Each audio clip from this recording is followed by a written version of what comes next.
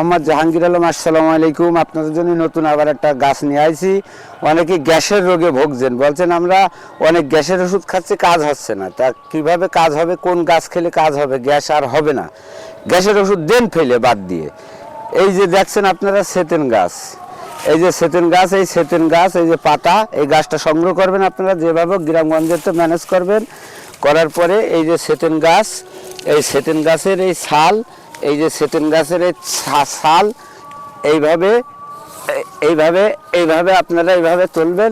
এই যে আটা বেরোচ্ছে দুধের মতন, আটা সাদা আটা, এই যে আটা বেরোচ্ছে দুধের মতন, এইভাবে তুলবেন।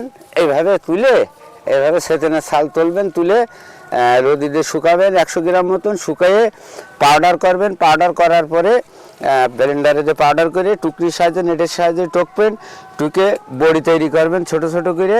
ওর সাথে একটু আটা পাইল দিয়ে নেবেন, নিয়ে বড়ি তৈরি করবেন করে রোদিতে কড়কড়ি করে শুকিয়ে সকালে বাসি পেটে একটা করে খাবেন, আর খাওয়া লাগবে না। ইনশাল্লাহ আপনাদের গ্যাস মুক্ত হয়ে যাবে। আর আমার এই চ্যানেলে যারা এই ভিডিওগুলো দেখছেন তাদের কাছে অনুরোধ, যাতে আমাদের বাংলাদেশের মানুষ অনেক রোগগ্রস্ত, আমাদের বিভিন্ন দেশে যাতে চিকিৎসা হতে গাছগাছরা খালি আমাদের চিকিৎসার অভাব হবে না, আর আমাদের শরীরে রোগও আসবে না, আমাদের শরীর সবসময় ভালো থাকবে ইনশাল্লাহ আশা করি। আর এই গাছের ওষুধ এমনই ওষুধ, রোগ আপনার নির্মূল করে দেবে, সময় লাগবে একটু কিন্তু নির্মূল করে দেবে। তা গাছগাছরা খান, সুস্থ থাকেন।